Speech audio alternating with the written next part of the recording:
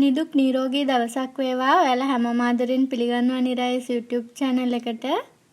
ඔයාලට සතියකට සේපාලිකා මල් 10ක් විතර හොයාගන්න පුළුවන් නම් රටේ ගොඩක් අය පීඩා විඳින දියවැඩියා රෝගයට පිළියම් කරන්න පුළුවන් කියලා ඔයාලා දැනගෙන හිටියද? අපේ සමාජයෙන් ගිලිහෙන වැදගත්ම බෙහෙත් ඖෂධ පැලෑටි ගැන මම ඔයාලට දැනුවත් කරන්න ගොඩාක් මහන්සි වෙනවා. ඒ නිසා මේ වීඩියෝ එක නොදන්නා අය අතර ෂෙයා කරන්න කියලා ඉල්ලනවා. මේ වගේ බෙහෙත් ඖෂධ පැලෑටි ඔයාලා ළඟ නැත්තම් පුළුවන් තරම් ඉක්මනට තමන්ගේ වත්තේ ගෙවත්තේ හිටවන්න කියලා මම ඔයාලට කියනවා. මොකද ඔයාලගේ දරුවන්ට හරි ඒ වගේම ප්‍රයෝජනයක් තියෙයි. මෙතන ඔයාලට මම තවත් සේපාලිකා මල් ගස්සේ දේවල් අරගෙන කරන්න පුළුවන් අත් බෙහෙත් වර්ග ගැන සඳහන් කරලා තියෙනවා. දියවැඩියාව පාලනය කරන විශේෂ ගුණයක් සේපාලිකා මල් වල තියෙනවා.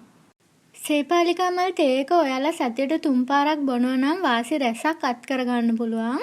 වේලුම් කැස්සක් තියෙනවා නම් ඒක නැති කරගන්න පුළුවන්. ඒ වගේම ප්‍රතිශක්තිය වැඩි දියුණු කරගන්න පුළුවන්.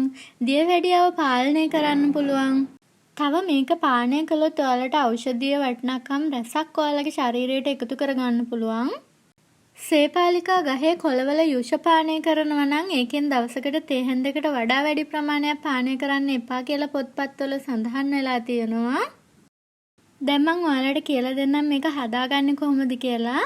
මද උණුසුම් වතුර කෝප් එකට සේපාලිකා මල් 10ක් විතර දාලා වහලා තියන්න. විනාඩි 10කින් විතර හිස් බඩට බොන්න ඕනේ. උදෑසන හිස් බඩට තමයි බොන්න ඕනේ. ඔයාලා තේ එක බොනකොට මල් ටික පෙරලා බොන්න. ඈත අතීතයේ සිටම සේපාලිකා ගසේ පංචාංගයම ආයුර්වේදයේ යොදාගෙන තියෙනවා. ඉන්දියන් ආයුර්වේදයේ පවා මේ හැමදේම ඉතාම ඉහළින් අගය කරනවා. පොතපත ඇසුරෙන් ඔයාලට පුළුවන් සේපාලිකා මල් ගස ගැන තවත් වැඩියෙන් කියවලා දැනගන්න. තවත් වටිනා දේවල් ගොඩක් ගැන ඔයාලව දැනුවත් කරන්න මම බලාපොරොත්තු වෙනවා. ඉතින් තවත් වටිනා වීඩියෝ එකකින් හමු වෙමු. ඔයාටත් ඔයාගේ පවුලේ හැමෝටමත් නිදුක් නිරෝගී ජීවිතයක් වේවා. දීර්ඝායුෂ වේවා.